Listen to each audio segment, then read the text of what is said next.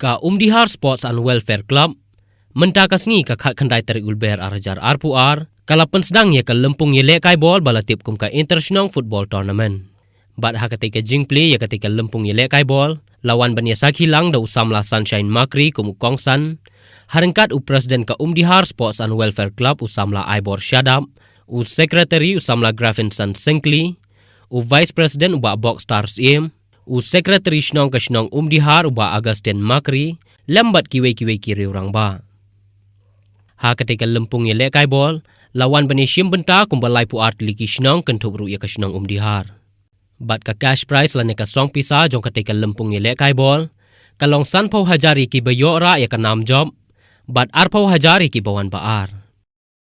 Ka jing ye lekai ha ketika ngipli ye ketika lempung kalong Umdihar e persya ye ka mau yap bang ha ka ba ka jing ye lekai ha pedeng ki teki ar teliki tim kalalong ka bayak haj bha bat ka Umdihar e kala yo ban pelim no ya ka mau ya bang da shigo lanan.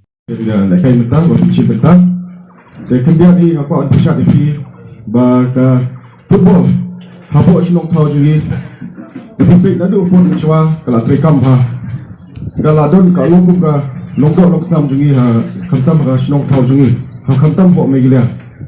Tenga nakliang semua hingga kubu kedong sibat uban session betai ketika election berlawan hari after Muslim Azhar Kulai nak yang jengaro ngadon ke jintang ba ngadkiu ke sports kantam bade ha po thai ni boy kantam ha ga usni ko chusi te nga bu kata ka nomor 6 ba dengan pon yang thong nganyele ke badon kam yamata ka shino ka thau kantam ke sports but ya ki football kuntum lang ki football ki athletes cricket berkini kita buat kamtam ya ka sports ya ka football ya ka football te tang kita tim dengan negara juga season now wish we brought me team all the best.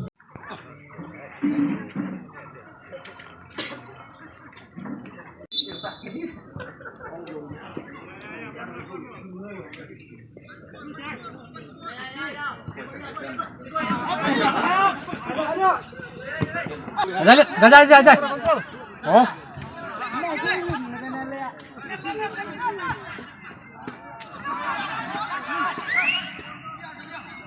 Aduh. Oi, ngerlong.